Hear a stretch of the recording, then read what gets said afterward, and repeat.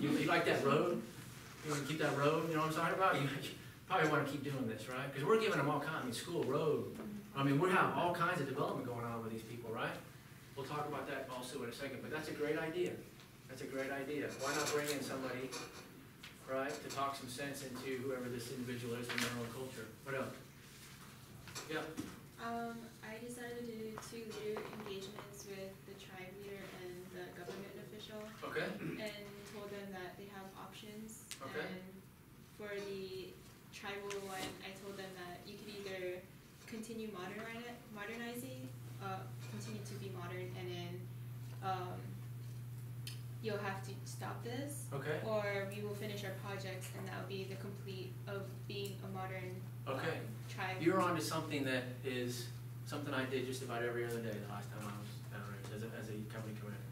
So what are you really saying in English? What are you doing? What are you leveraging? The advancement of their community versus Okay. like American support. You either do what I say. Okay. Your children But can be why? educated, but or not. Why? So let's think about the people real quick. Think about his people. And we're providing what to his people? Support. What kind of stuff? Supported needs. Okay. Medical clinics, Yeah. education.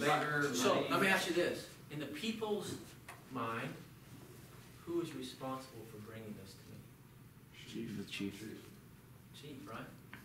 Would you think so? Yeah. I'm telling you, in most cultures, absolutely, 100%.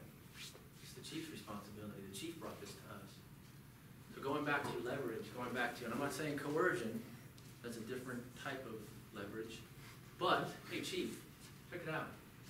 KLE, look, do you like that school that we built? How's that running water tasting for you? You like that road? Get your people and your services to the next town over to sell that stuff? I saw that horse cart the other day. Man, you are really pulling a lot of, goods and services over to the next town. You know what I mean? So I didn't provide that for your people. You did, right? Oh yeah, thank you. Whatever, right? We can try it, right? So what would your people do if that stuff went away? Go up against. It's not, I don't care about me, right? They don't think I'm providing it for you. You brought this for your people, right? Options, correct? See how we kind of think outside the box a little bit and kind of turn this back on what the people think? We're not coercing them, but we're leveraging our capability in what we're doing. Did anyone come up with that? Think about that? It was somewhere along the line. Somewhere along those lines? What kind of threw me for a loop was our ROE. It said that it was our ROE to protect the Salvadoran national. Okay. So that was, So that was a consideration in my decision. So when you say protect, is this how we protect? Or can we protect with this damn thing up here? You know what I'm saying? So think about that.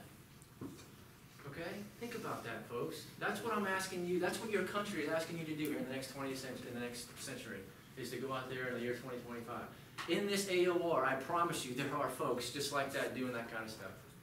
In this AOR, in the Pacific AOR, out in certain countries in the Pacific AOR. All right? Who wants to come back to Hawaii? So I'm just telling you, this is a realistic scenario that might be a little, over the top. I will agree, but I want you to understand that there is always a way to kind of think about that. So, would any of you absolutely stop it and risk your soldiers' lives? That's suicide. That's suicide. It is. So that's not even an option, is it? As we kind of lay out our options on what we're going to do, right, and our courses of action. Now, when we're going through our options, are we bringing our people in and talking this with them? And getting some feedback from our NCOs? Do you have to do this on your own, Housing? Yeah. That was my main thing, sir, is basically my final plan was first to talk about platoon, Okay. second to have a KLE, Yeah. and then that would determine my next course of action. If my soldiers are still so riled up that no matter what they're gonna go save people, Okay. or if I can kind of get them to kind of see things a little different, Okay. and then how the tribal leader is feeling about the whole thing, that would determine my next action. So talking to my guys and then to the chief is the main thing. Okay. Anybody else? Did anybody send a runner to their higher headquarters? You did? Yes, sir. What? Just to make sure that S2 had like boots on the ground. Were you running back to talk to the S2? Oh, that, and also to brief, give a situation report to our company commander, and also suggest to him to talk to the overall president, Good. come back to the village, do a KLE, Good. convince the leader to actually change the ways. And I was gonna involve civil affairs, PSYOP, USAID, Okay. Department. You don't have that much time. Yeah, you're going above and beyond, you're going above and beyond, but listen to me, lieutenants, listen to me, future lieutenants. If you don't have comms with your freaking commander, what do you do, Baker? Huh? Okay, well, who's responsible for reestablishing comms? Is it the company commander's job to come find you? Okay? If you don't have comms with your boss, you stop what you're doing. Okay? And you reestablish comms, because things might have changed. Does that make sense? Everybody seen what's that movie where on the nuclear sub and Denzel wants to stop the firing of the nuclear warhead and the other guy, right? What movie is that? Red October? Yeah, Red October? You guys are a whole different generation, aren't you? Who has not seen The Hunt for Red October? Oh, raise your hand high. Who has not seen it? Okay, your freaking homework assignment over, your freaking homework assignment over Thanksgiving is to watch the Hunt for the Red October. All right, I promise you will not be disappointed. I'm gonna check. We're gonna have a test for 100 points on Monday. Sir, I think that was Crimson Tide with Denzel Washington. It is. Okay, great game. Who has not seen Crimson Tide? Okay, back to the same point. All right. So, okay, all right, come back to me, Okay, so I want you guys to understand that, okay? Because a lot of times lieutenants don't understand them, and it's absolutely critical, okay? It's the same thing, guys, that we're trying to teach you here with having initiative to call either myself or send myself or Captain Morgan a note if you're not going to be somewhere, okay? It's not my responsibility, it's yours. So we're trying to instill that in you right now. But for one of you to pick that up, that kind of upset, makes me concerned. Okay, because only one of you, potentially, I don't know if some of you, but right, said, okay, I don't have comms. Immediately, Johnny, you and Tom, freaking get you on that freaking horse cart right there, get your ass to the battalion, to company headquarters, and you know what I mean, whatever, right? Okay, that's the first thing you guys should have all done. Does that make sense? Okay, did you guys like that scenario? Did it make you think outside the box a little bit? Huh? Why? Because how much of your character was involved in how you answered that, Lotoski? a lot of it, I was more concerned about my men. Okay. I mean, it sucks, that women and children are getting killed, but I mean, at the end of the day, I'd rather not see one of my soldiers die. Okay. I can't agree with you more on that comment. But I will tell you that there's always a better way.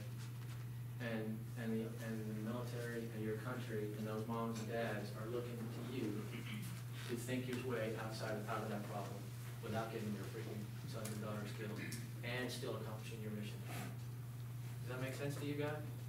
That's the freaking expectation that we have, okay? And you can take yourself out of that problem, all right? I like that scenario a lot because again, I'm always looking. There's always one or two or three that are thinking a little bit outside the box and going, hey, well, and some of it normally is ADOs, normally that have a little bit of experience downrange because they've been on a KLE, a real KLE before, where they're trying to not coerce, I keep using that word, but influence a village elder, you know what I mean, to potentially what? What am I doing if I'm providing resources to somebody downrange in Afghanistan or Iraq? What do you think I'm trying to find? What? Yeah, I'm building relationships because what am I doing, right? I'm a hunter, I'm a sheepdog. Who in here is a sheepdog? How many of you are sheepdogs? Okay, now homework assignment number 2. Homework assignment number 2. What? You're what? Yeah. You're a sheepdog, right? You're damn right you are. Every single one of you are sheepdogs. That's why you wear this freaking white uniform, man. It's like a sheepdog. If you don't know what I'm talking about, go look that up. What? It's an American Sniper. Oh, okay. The dinner team. Okay. Well, I'm glad we got a chance to talk a little bit about ethics as we move forward into primer and into decision making and ethical decision making and that kind of stuff. We'll have a good discussion next week. On that note, I am done freaking talking. So let's get our folks up here. Yeah.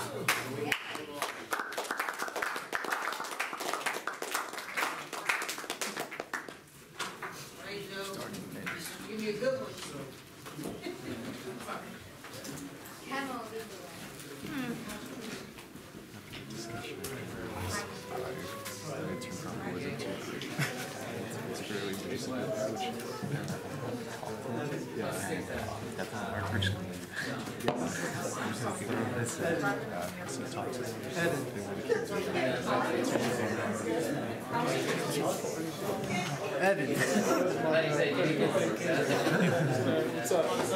Still need my pen?